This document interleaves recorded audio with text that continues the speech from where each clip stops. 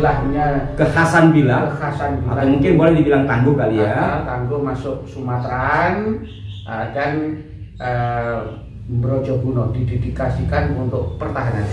Brojobuno.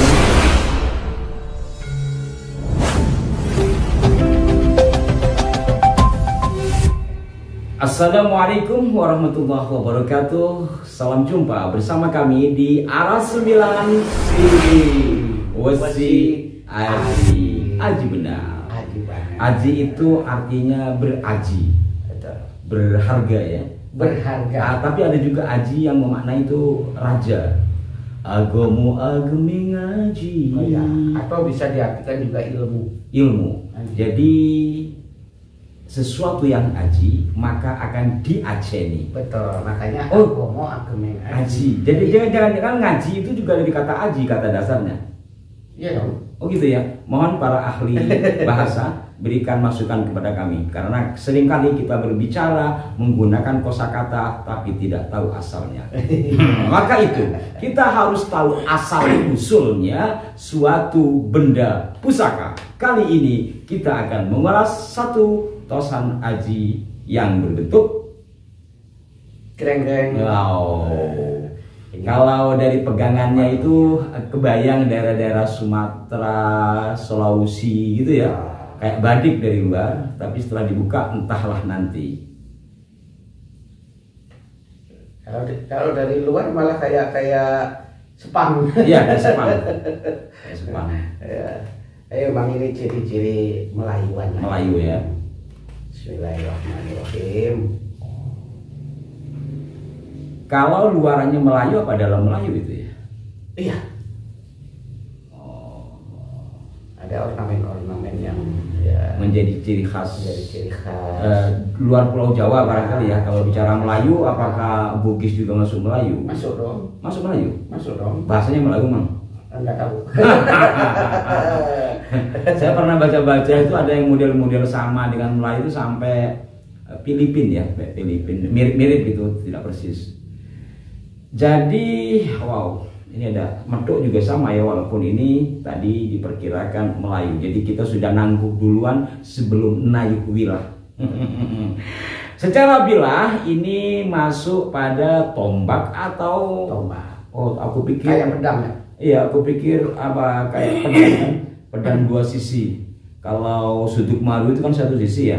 Betul. Saya kapan waktu itu diperlihatkan pedang dua sisi. Saya nggak ngerti apa, lupa. Tapi ini masuk pedang apa masuk tombak ini? Ya biasanya juga artinya pasti mungkin ada beberapa sudut pandang ya. Iya. Tapi kalau bagi saya sih, menurut saya masih masuk di wilahan tombak. Jadi dari sudut pandang kita melihat sudut-sudutnya ini lalu memandang. Sudut pandang. Jadi di setiap sudut itu kita pandang. Ulang ya. Halus ya. Iya. Halus pemirsa. Ini masuk, kalau tombak masuk apa? Masuk apa? Dapur apa? Dari ciri-ciri semacam ini, lalu kemudian di tengah kayak ada oto-oto sampai atas gitu ya. Ya, bagian sini ya. Ya. Tapi rata-rata si tombak itu ada itunya. Betul. Mungkin karena untuk menancapkan gitu ya. Jadi masuknya itu kuduk. Kuduk. Ya. Kuduk itu bukan yang kecil-kecil gitu. Kuduk itu kan artinya macam-macam. Kuduk itu banyak. Saya taunya kuduk itu yang kuduk cempoko. Nah, iya, kan bunganya. Kuduk itu artinya kan nyeku. Nyeku itu belum mekar kan. Ya, yang jelas kuduk itu menyerupai bunga kuncup. Bunga yang menguncup. Ya. Secara filosofi ketika berbicara kuduknya saja, kita belum bicara bunganya. Itu apa? Kuncup. Oh, harapan untuk mekar itu. Jadi intinya kuduk itu memendam satu harapan akan merekah dan mewangi. Merendah harapan. Wow. Jadi kayak orang Melayu kita merendah itu kan masih tapa ibaratnya kan. Masih kuncup itu kan masih menyiapkan energi sepenuhnya untuk mekar di esok hari.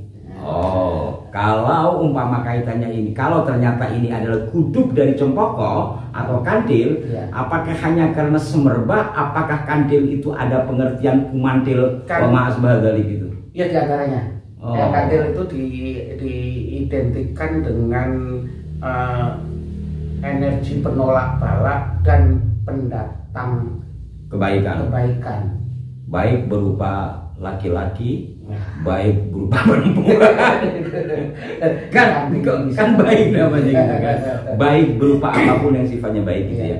Jadi baik berupa apapun yang sifatnya baik. Diyakini untuk mengusir energi negatif, kesialan, dan mendatangkan magnet disukai. Oh, ini kayaknya perlu kapan waktu kita harus bicara sama yang ahli-ahli bidang medis ya, yang atau mungkin yang berkaitan dengan pepohonan yang dimana mengandung apa sih? Gitu. Ya. Kadang-kala itu bisa nyambung loh, karena kami bukan ahlinya, mungkin perlu. Jadi filosofi, para pemirsa sekalian, filosofi itu adalah satu doa yang disematkan, yang sering saya katakan doa dekoratif gitu ya.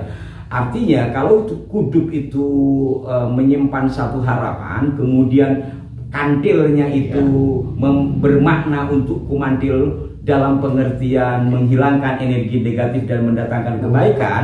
Kerap kali secara ilmu kekinian ketika ditelaah itu bunga kantil ternyata memang bisa untuk menghilangkan hama apa segala. Mungkin ada kalanya seperti itu. Tinggal kita komparasi aja antara ilmu modern dengan ilmu filosofi orang tua kita. Aroma yang secara alami itu kebanyakan orang menyukai. Menyukai gitu ya. Gitu. Dan bisa juga seperti membunuh bakteri gitu. Mungkin seperti itu. Ini kita berbicara kulit luar, dasar-dasar menghantar kepada Anda semua supaya sama-sama membuka ruang pikir. Nah, kan begitu. Baik, kita lanjut spesifik secara ilmu Tosan Aji.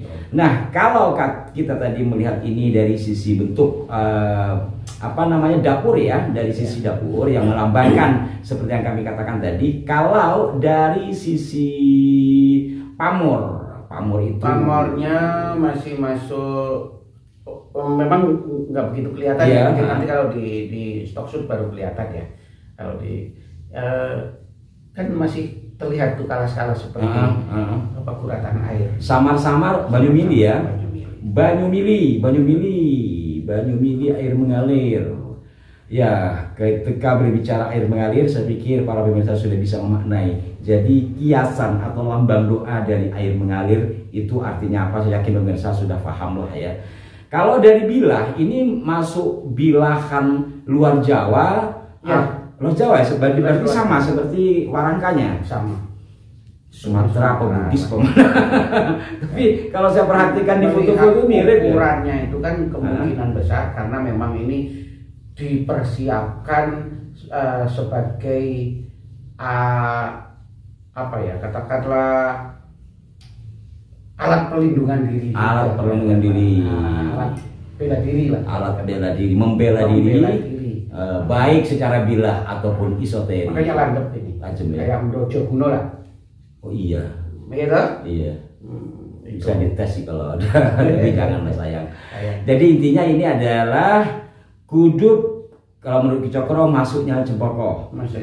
Kemudian secara pamor Banyu Mili. Secara bilahnya kekhasan bilah. Atau mungkin boleh dibilang tangguh kali ya. Tangguh masuk Sumateraan dan Brojoguno didedikasikan untuk pertahanan diri. Brojoguno itu intinya itu ya, untuk pertahanan diri, sehingga sangat kuat untuk menembus dinding-dinding baja dan sebagainya. Rata-rata kan biasanya beberapa bilah-bilah tombak atau bilah-bilah suduk maru itu pasti ada sifat Brojoguno. Oh, Brojoguno itu nama empu apa nama istilah apa? Ya sebetulnya memang dulu nama empu. Yang kemudian dijadikan sebuah peristilahan bagi Tosan Aji yang kadar bajanya itu lebih lekat, lebih banyak gitu, sehingga lebih kuat dan lebih tajam. Jadi bukan hanya mengandalkan isoteri, tapi juga dari sisi bilah bisa berfungsi sebagai pertahanan. Mungkin saja ya, karena di era-era perang barangkali itu diciptakan yang katakanlah yang Brojoguno itu luar biasa. Inilah bukti Kalau ini umumnya pada kerajaan kapan ya, kita tinggal menghitungnya dari angka tahun sehingga kita bisa membuktikan buatan masa lampau masih lestari sampai hari ini. Itu artinya cara melipatnya, cara menempanya, cara memilih material. Begitu, itulah intinya. Dan itu menunjukkan orang-orang tua kita masa lampau sudah hebat-hebat dalam teknologi pertambangan, permetalan dan sebagainya. Metalurgi dan saintis. Begitu. Sekarang baru dikuliahin. Tapi bagus. Baik, para pemirsa, kami mohon masukannya dari Anda, terutama bagi para pecinta tosan aji di luar Jawa atau mungkin yang dalam Jawa tapi benar-benar menguasai segala bentuk ya. Kira-kira menurut panjenengan yang pas apa ini dan tangguh mana? Berikan masukan di kolom komentar, kita sama-sama belajar. Ki Cokro, mungkin ada yang mau disampaikan kepada saudara kita di Indonesia semuanya. Saya selalu tak bosan untuk mengingatkan dan memprovokasi kita semua agar tetap semangat dalam berbudaya, menguri-uri budaya, karena budaya adalah cermin jati diri bangsa. Berikan masukan yang konstruktif. Mohon maaf jika ada kekeliruan. Sampai jumpa. Wassalamualaikum warahmatullahi wabarakatuh.